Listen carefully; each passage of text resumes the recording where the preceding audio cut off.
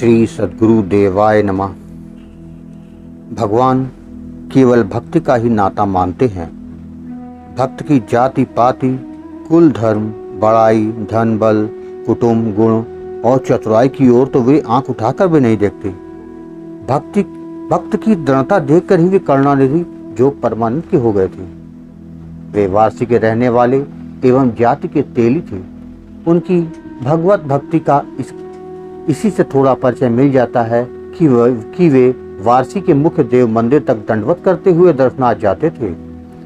श्रीमद् भागवत गीता के प्रत्येक श्लोक पर एक एक दंडवत करते जोग परमानंद भगवान श्री कृष्ण की पावन स्मृति में लीन हुए सैने सैने मंदिर की ओर बढ़ते जाते थे।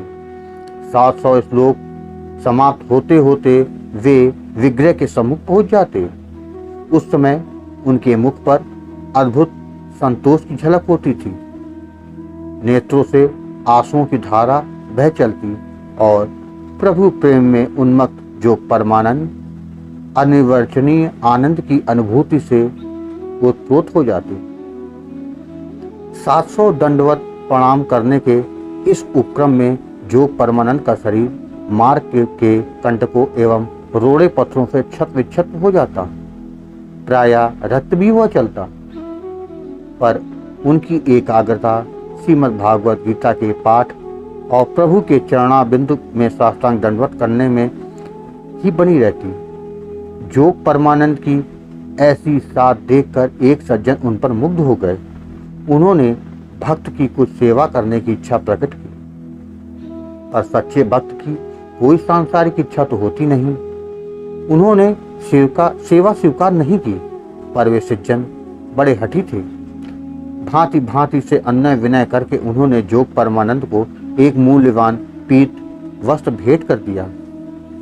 जोग परमानंद ने उस सद्गृहस्थ की प्रसन्नता के लिए वह बहुमूल दुपट्टा ओढ़कर जब दंडवत प्रणाम का नित्य नियम आरंभ किया तो बार बार उनका ध्यान दुपट्टे की ओर से जाने लगा कि कील धूल की ले से बचाते हुए श्लोक का पाठ करते हुए आगे बढ़ते जाते। परिणाम यह हुआ कि आज वे देव मंदिर किंचित विलंब से पहुंचे। उन्हें अपने पर बड़ी ग्लानि हुई और वे बोले, ओह, मैं रेशमी दुपट्टे के मोह में फंसकर अपने प्रभु का विस्मरण कर बैठा। ये कैसी भूल हुई, प्रभु क्षमा करना। दयानिधि।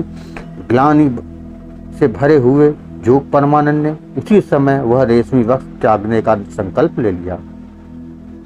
संयोगवश उस मार्ग से एक व्यक्ति जुए में जुटे 2 बैलों को हाँक कर ले जा रहा था।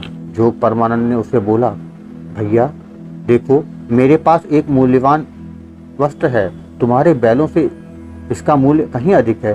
क्या तुम यह लेकर बदले में मुझे बैलों की जोड़ी दे दोगे? बैलों का स्वामी इस विनिमय से तैयार हो गया। बस जोग परमानंद ने तुरंत प्रभु की सेवा में त्रुटि के लिए अपने शरीर को दंडित करने की योजना बना डाली। जुए की रस्सी से अपने पैरों को बांध लिया और उस व्यक्ति से प्रार्थना की वो बैलों को तेजी से भगाओ। वह भोला व्यक्ति कुछ न समझा।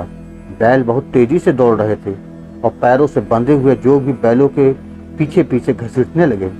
मुख से गीता के श्लोक निकल रहे थे और प्रभु को हाथ जोड़कर प्रणाम करते हुए वे घिसटते जा रहे थे। शरीर की क्या दुर्गति हो रही थी, इसकी उन्हें कोई परवाह नहीं थी।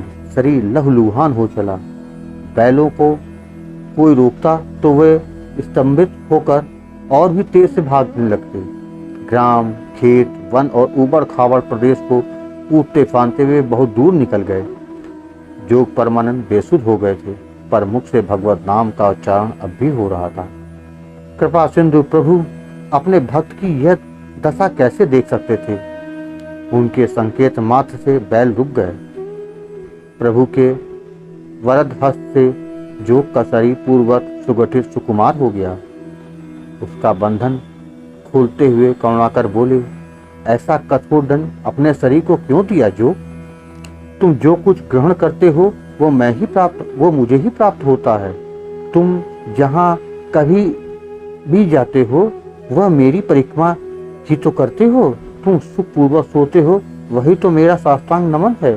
जो तुम्हारी वाणी से जो कुछ निश्चित होता है वो मेरी ही स्तुति होती है। जो परमानंद तो मानो किसी वशीकरण मंत्र से मोहित हो गए थे। उन्होंने प्रेमाकुल होकर अपने सामने खड़े श्याम सुंदर को साष्टांग दंडवत किया। प्रभु ने उन्हें बलपूर्वक उठाया और गलबैयां देकर प्रेम से बातें करते हुए धीरे धीरे चलने लगी। वारसी में उस महान भक्त की, जिसके जन्म जन्म के बंधन स्वयं भक्त वत्सल भगवान ने अपने हाथ से खोले थे, समाधि आज ही विद्यमान है। भाई बहनों, आपको भक्त वत्सल भगवान और उनके परम भक्ति ये कथा कैसी लगी कमेंट बॉक्स में ज़रूर बताइएगा। अगर अच्छी लगी हो तो शेयर करना ना भूलिएगा। धन्यवाद।